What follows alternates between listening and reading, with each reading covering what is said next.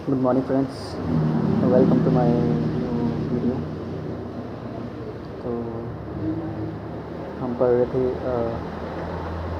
Atomic habits by James Clear. इसका अगला अध्याय है 4 सरल तरीक़ों से बेहतर आदतें कैसे बनें। तो चलिए शुरू करते हैं। एडवर्ड थॉर्नडाइक नाम के एक मनोवैज्ञानिक ने 1898 में एक प्रयोग किया था जिसने आदतें बनने की प्रक्रिया और हमारे व्यवहार को निर्देशित करने वाले नियमों के बारे में हमारी समझ को आधारशिला रखी। एडवर्ड की रुचि पशुओं के व्यवहार के अध्ययन में थी और उन्होंने बिल्लियों पर कार्य शुरू किया था।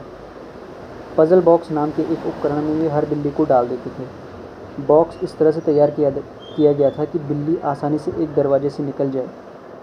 इसके लिए बिल्ली को मामूली सा उपक्रम करना था, मतलब प्रोसेस करना था, जैसे एक रस्सी का लूप खींचना था या फिर एक लीवर दबाना था या एक प्लेटफॉर्म पर चढ़ना था। उदाहरण के लिए बॉक्स में एक लीवर था जिसे दबाने पर वो बॉक्स का द्वार खुल जाता था।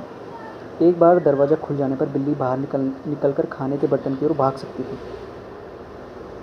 अधिकांश बिल्लियां बॉक्स में डालते ही भागने के बारे में सोचती थी। वे किनारों पर अपनी नाक डालती, पंजे से खुरसती या नोचकर खोलने का प्रयास करती। कुछ ही मिनटों के प्रयास के बाद सभी बिल्लियां उस जादुई लीवर को दबाने में कामयाब रहती और दरवाज़ा खोलकर भाग निकलती। एडवर्ड ने कई प्रयोगों में हर बिल्ली का व्यवहार जांचा। शुरुआत में सभी पशु बॉक्स में यहाँ वहाँ ऐसे ही निर्देश घूमते थे, लेकिन जैसे लीवर दबा और दरवाज़ा खुला वैसे ही सीखने की प्रक्रिया शुरू हो गई। धीरे धीरे हर बिल्ली लीवर दबाने के एक्शन से जुड़ती है, क्योंकि उन्हें बॉक्स से बचकर भागने और खाना खाने का पुरस्कार मिल रहा था। इसलिए प्रोसेस जल्दी जल्दी चल रहा था और सीखने की प्रक्रिया जल्दी जल्दी चल रही थी। यह व्यवहार 20 से 30 बार के ट्रायल में इतना आसान और उनकी आदत में आ गया कि वे कुछ ही सेकंड में भाग निकलती थी। उदाहरण के लिए एडवर्ड ने यह लिखा, 12वीं बिल्ली ने इसे करने में इस तरह का समय लिया: 160 second, 30 second, 90 second, 60 second, 15 second, 28 second, 20 second, 30 second.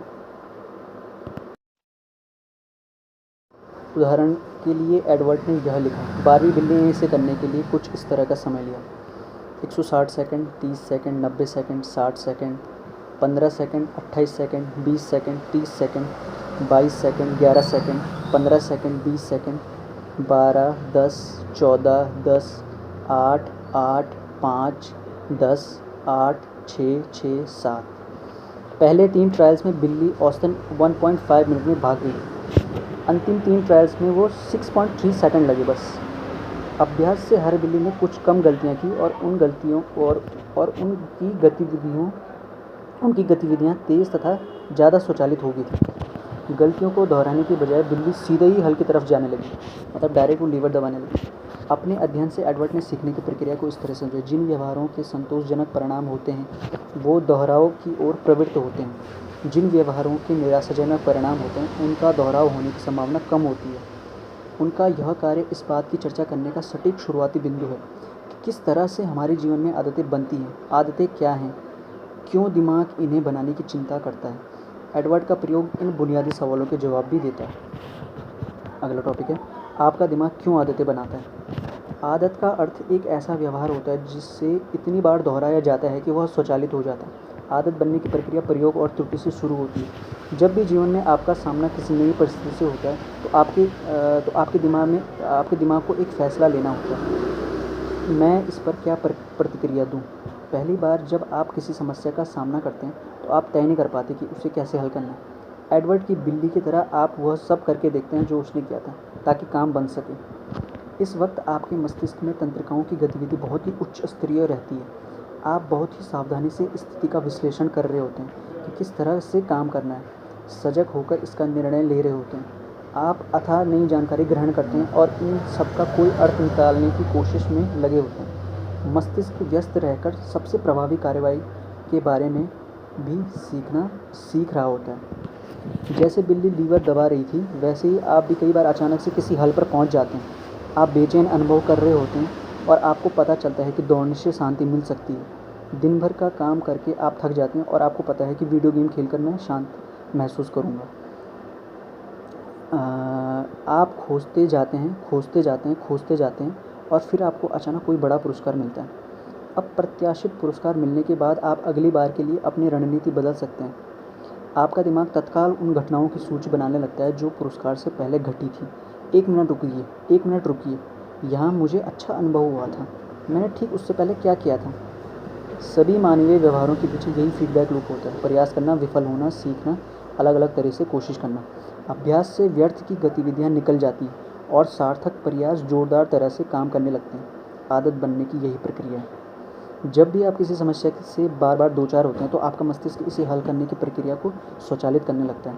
आपकी आदतें आपके द्वारा नियमित रूप से झेली जा रही समस्याओं और तनावों के स्वचालित हल की एक श्रृंखला होती है। व्यवहार वैज्ञानिक जेसन रेहा लिखते हैं, हमारे माहौल में बार बार सामने आ रही समस्याओं की विश्वसनीय ही हल आदतें हैं।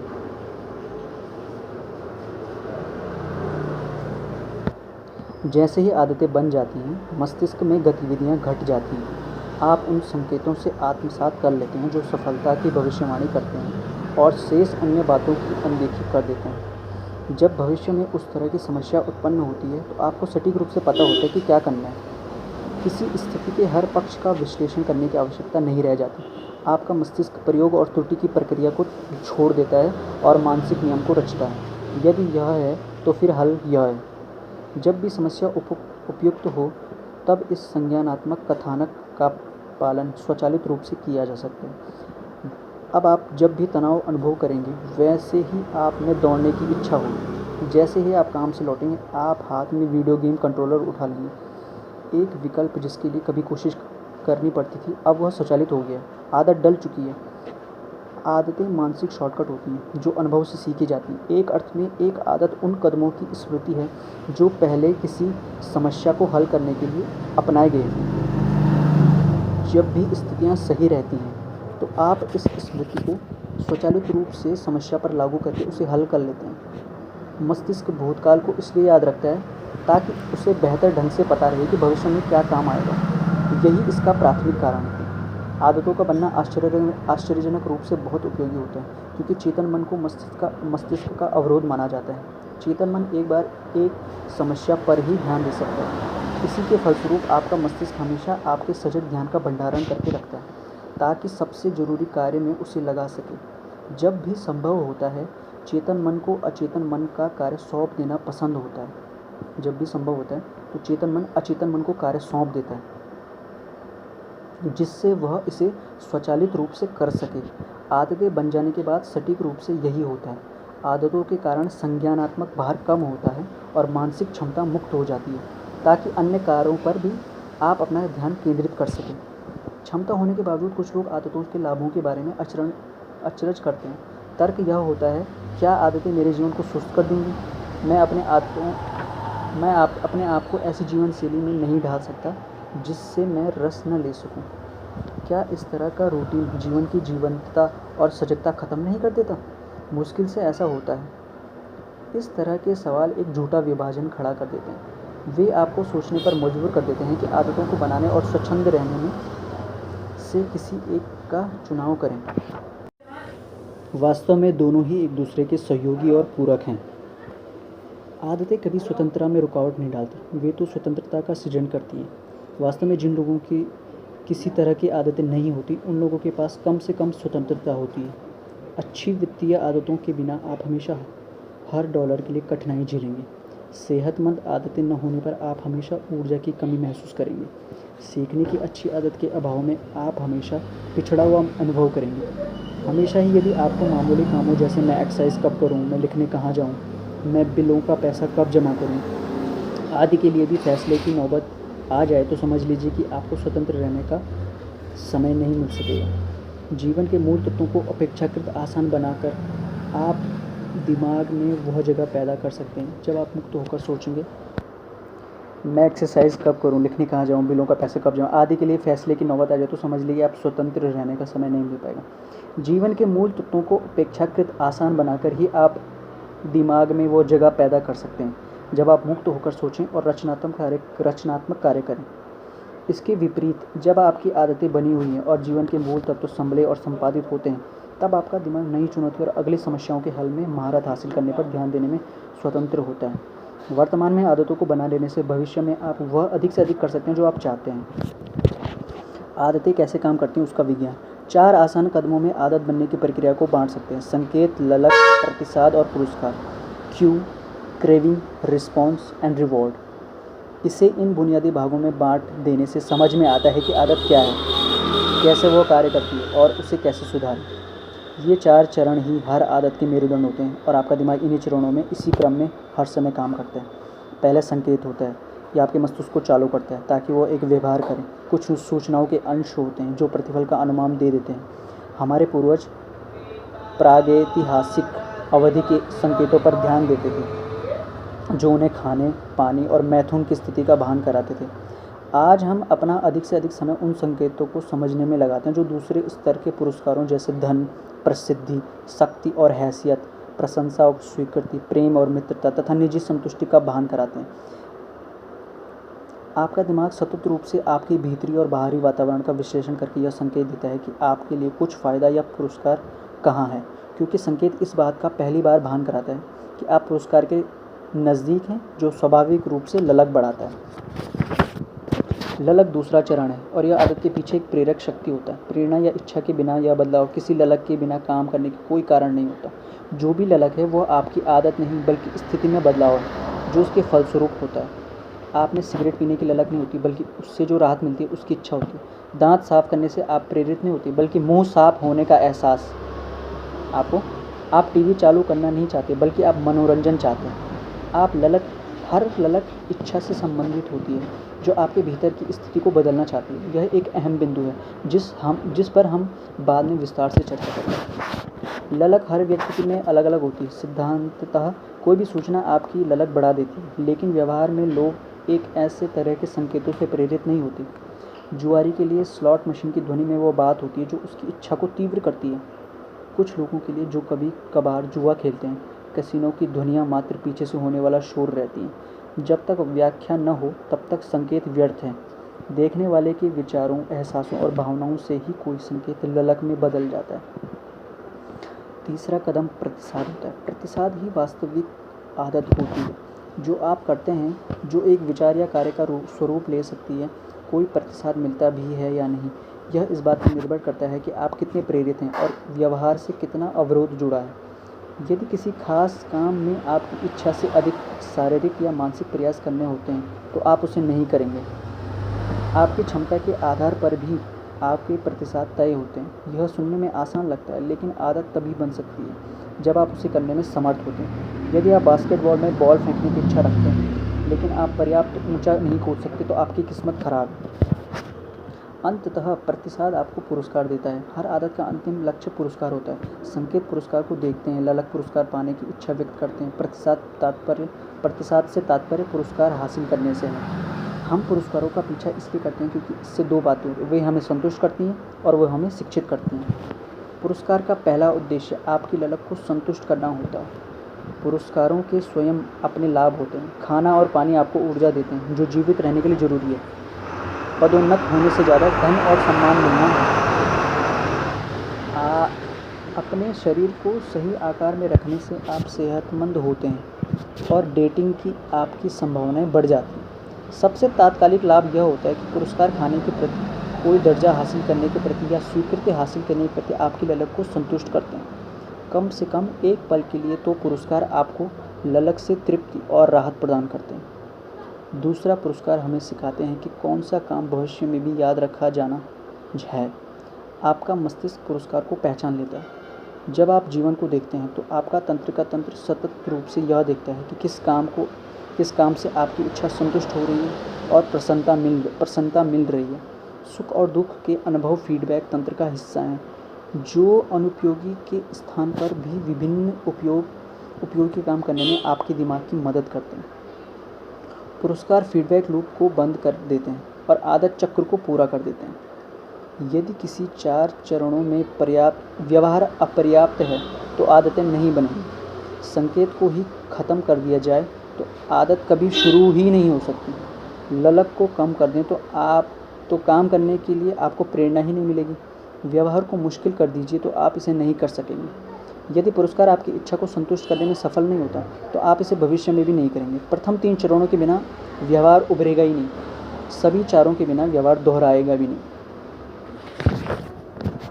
संक्षेप में कहें तो संकेत ललक को बढ़ाता है और जो प्रतिसाद के प्रति प्रेरित करता है, यही पुरस्कार देता है और हमारी ललक को शांत करता है। अंततः इसका संबंध संकेत से ही होता है। ये चारों चरण एक साथ एक न्यूरोलॉजिकल फीडबैक लूप बनाते हैं: संकेत, ललक, प्रतिसाद और पुरस्कार। संकेत, ललक, प्रतिसाद, पुरस्कार स्वचालित आदत की रचना करते हैं। इसी चक्र को हैबिट लूप कहते हैं। ऐसा नहीं कि 4 कदमों की यह प्रक्रिया कभी कभार होती है, बल्कि यह अंतहीन फीडबैक लूप होता है जो आपके जीवित रहने तक हर पल एवं लगातार चलता रहता है। हर गतिविधि सक्रिय रहती है। मस्तिष्क लगातार आसपास के वातावरण को स्कैन करता रहता है और अनुमान लगाता है कि आगे क्या होगा। विभिन्न प्रतिसादों को ढूंढता है और आपके और परिणामों से सीख लेता है। समस्त प्रक्रिया कुछ क्षण में हो जाती है और हम उसे बार बार बिना सोचे समझे दोहराते हैं, जबकि हर चीज़ पूर्व के क्षणों में ही समाहित रहती है। इन चारों को हम 2 चरणों में विभक्त कर सकते हैं: समस्या का चरण और हल का चरण। समस्या के चरण में एक संकेत तथा ललक होती है और आप समझ जाते हैं कि कुछ बदलने की ज़रूरत है। हल के चरण में प्रतिसाद और पुरस्कार आता है और यह तब होता है जब आप काम करते हैं और इच्छित बदलाव को हासिल कर लेते हैं। पूरा व्यवहार किसी समस्या को हल करने की इच्छा से चल रहा होता है। कभी कभी समस्या यह होती है कि आपको लगता है कि कोई चीज़ अच्छी है और आप उससे पाना चाहते हैं। कभी कभी समस्या आपके दर्द के आभास की होती है जिससे आप राहत पाना चाहते हैं। दोनों तरह से हर आदत का मकसद आपके सामने आई समस्या को हल करने का होता है। अब कुछ यहाँ पे एक चार्ट दिया गया है, उसमें है समस्या का चरण, एक कॉलम है, और दूसरा है हल का चरण। समस्या के चरण में 2 कॉलम बने, संकेत और ललक, और हल के चरण में प्रतिसाद और पुरस्कार। संकेत, ललक, प्रतिसाद और पुरस्कार चारों को मैं एक साथ डिफाइन करूँगा आपको। जैसे कि आपके फ़ोन पर कोई नया मैसेज आया, ये संकेत है। ललक क्या होगी? आप उस मैसेज को जानने की इच्छा रखते हैं, ये ललक है। प्रतिसाद क्या है? आप फ़ोन उठाकर मैसेज देखते हैं। और लास्ट है पुरस्कार। क्या है? बढ़िया। संदेश पढ़ने की आपकी ललक पूरी होती है। फ़ोन को उठाना, फ़ोन के बजने। संकेत है आपके फ़ोन पर कोई नया मैसेज आया। ललक है आप उस मैसेज को जानने की इच्छा रखते हैं। प्रतिसाद है आप फ़ोन उठाकर मैसेज देखते हैं। और पुरस्कार है संदेश पढ़ने की आपकी ललक पूरी होती है। फ़ोन को उठाना फ़ोन के बजने से संबंधित होता है। तो यह चारों लूप, फीडबैक लूप आपका बन गया एक बार। दूसरा इसमें उदाहरण है, आप ईमेल का उत्तर दे रहे हैं। ललक है आप तनाव अनुभव करते हैं और काम के बोझ से थकने लगते हैं। आप खुद को नियंत्रण में रखना चाहते हैं। प्रतिसाद है आप नाखून कुतरने लगते हैं। और चौथा लास्ट है पुरस्कार। तनाव कम करने की आपकी ललक संतुष्ट होती है। नाखून कुतरना ईमेल के जवाब से संबंध रखता है। तो ये चारों चरणों में आपको चारों फीडबैक लूप का एक डिस्क्रिप्शन मिल चुका है।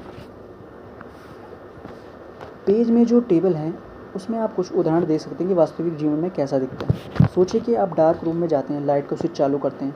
आपने इस आदत को रूप में इतनी बार किया है कि आप बिना सोचे कर देते हैं। आप चारों चरणों को क्षण भर में पूरा कर देते हैं। कार्रवाई करने की तीव्र इच्छा बिना सोचे ही आपको प्रभावित कर देती है। जब हम वयस्क हो जाते हैं तब हम मुश्किल से ध्यान दे पाते हैं कि आदतें हमारी ज़िंदगी को चला रही हैं। हम में से अधिकांश लोग इस बात पर चिंतन ही नहीं करते कि हर सुबह हम किसी एक ही पैर के जूते के फीते पहले क्यों बांधना आराम करते हैं, या उपयोग करने के बाद टोस्टर का प्लग क्यों निकालते हैं, या काम से लौटने पर आरामदायक परिधान क्यों पहनते हैं। मानसिक प्रोग्रामिंग के दशकों बाद भी हम खुद अपने आप से इस तरह की सोच और काम के पैटर्न में चले जाते हैं। व्यवहार बदलने के 4 नियम अगला टॉपिक है। अगले अध्याय में हम देखेंगे कि संकेत, ललक, प्रतिसाद और पुरस्कार कैसे बार बार लगभग हर उस बात को प्रभावित करते हैं जो हम हर दिन करते हैं, परंतु वह करने से पहले हमारे लिए यह ज़रूरी है कि हम इन 4 कदमों को व्यावहारिक संरचना में बदल दें ताकि हम अच्छी आदतों को बना सकें और बुरी आदतों को ख़त्म कर सकें। मैं इस संरचना का उल्लेख व्यवहार बदलने के 4 नियमों के रूप में करता हूँ और यह अच्छी आदतों को बनाने और बुरी आदतों को ख़त्म करने के सरल नियम प्रदान करता है। आप हर नियम को एक लीवर जैसा मान सकते हैं जो मानव व्यवहार को प्रभावित करता है। जब ये लीवर सही स्थिति में होते हैं तो आप अच्छी आदतों को बनाने में प्रयास नहीं लगते। जब वे गलत स्थिति में रहते हैं तो यह लगभग असंभव होता है। मेरे लिए यह दावा करना ये दावा करना गैर जिम्मेदाराना हो सकता है कि 4 नियम किसी भी मानव व्यवहार को बदलने की संपूर्ण संरचना है, लेकिन मैं सोचता हूँ कि इसके बहुत आसपास है। आप जल्द ही देखेंगे कि व्यवहार परिवर्तन के ये चारों नियम खेल से लेकर राजनीति, कला से लेकर दवाओं, कॉमेडी से लेकर प्रबंधन तक लगभग हर क्षेत्र पर लागू होते हैं। चाहे आप कैसी भी चुनौती का सामना कर रहे हैं, इन नियमों को प्रयोग में लाया जा सकता है। हर आदत के लिए पूरी तरह अलग तरीका अपनाने की ज़रूरत नहीं होती। जब भी आप अपने व्यवहार में परिवर्तन चाहें तो आप स्वयं से आसान सवाल पूछ सकते हैं। जब भी आप अपने व्यवहार में परिवर्तन चाहें तो आप स्वयं से आसान सवाल पूछ सकते हैं। मैं इसे कैसे स्पष्ट बना सकता हूँ? मैं इसे कैसे आकर्षक बना सकता हूँ? मैं इसे कैसे आसान बना सकता हूँ? और लास्ट है, मैं इसे कैसे संतोषप्रद बना सकता हूँ, मतलब सेटिस्फैक्ट्री। यदि आपने कभी सोचा हो कि मैं वह क्यों नहीं करता जो मैं कहता हूँ कि मैं करने जा रहा हूँ, मैं क्यों वज़न कम नहीं कर पा रहा हूँ, या मैं क्यों सिगरेट पीना बंद नहीं कर पा रहा हूँ, या सेवानिवृत्ति के लिए पैसा क्यों नहीं बचा पा रहा हूँ, या अलग से कोई कारोबार क्यों नहीं कर रहा हूँ, किसी चीज़ में मैं क्यों अहम कहता हूँ लेकिन मैं उसके लिए कभी समय नहीं निकाल पाता, तो इन सवालों के जवाब इन चारों नियमों में ही कहीं मिल सकते हैं। अच्छी आदतों को बनाने और ख़राब को ख़त्म करने की कुंजी इन मूलभूत नियमों और समझने और अपने अनुसार उनमें बदलाव करने में छिपी है। हर लक्ष्य विफल होगा यदि वह मानव के मिजाज के विपरीत है। जीवन में जो तंत्र है उसके अनुसार आपकी आदतें बनती हैं। बाद के अध्यायों में हम इस नियम पर एक के बाद एक चर्चा करेंगे और बताएंगे कि आप किस तरह से एक ऐसी प्रणाली बनाने में उनका उपयोग कर सकते हैं जिसमें अच्छी आदतें स्वाभाविक तौर पर उभरें और ख़राब आदतें लुप्त हो जाएं। ठीक है, तो लास्ट में इस अध्याय का सार कुछ पॉइंट्स हैं। पहला पॉइंट है, आदत वह व्यवहार है जिसे कई बार दोहराया गया है। आदत वह व्यवहार है जिसे कई बार दोहराया गया है, जिसके चलते वह अपने आप होती है। दूसरा पॉइंट है, आदतें वह मूल उद्देश्य जीवन की समस्याओं को हल करना होता है जिसमें कम से कम ऊर्जा और प्रयास करने पड़े। तीसरा पॉइंट है, किसी भी आदत को फीडबैक लूप में बांटा जा सकता है जिसमें 4 कदम होते हैं: संकेत, ललक, प्रतिसाद और पुरस्कार। लास्ट पॉइंट है, व्यवहार बदलने के 4 नियम सरल नियम हैं जिन्हें हम अच्छी आदतों को बनाने के लिए उपयोग कर सकते हैं। उनमें से ये हैं, इसे स्पष्ट बनाएं, इसे आकर्षक बनाएं, इसे आसान बनाएं और इसे संतोषप्रद बनाएं। तो ठीक है गाइस, आज का चैप्टर हो गया। कल हम फिर से अगला चैप्टर पढ़ेंगे, वह व्यक्ति जो सही नहीं दिखता था। तो ये कल का टॉपिक है। तो मिलते हैं नेक्स्ट वीडियो में। Thank you so much.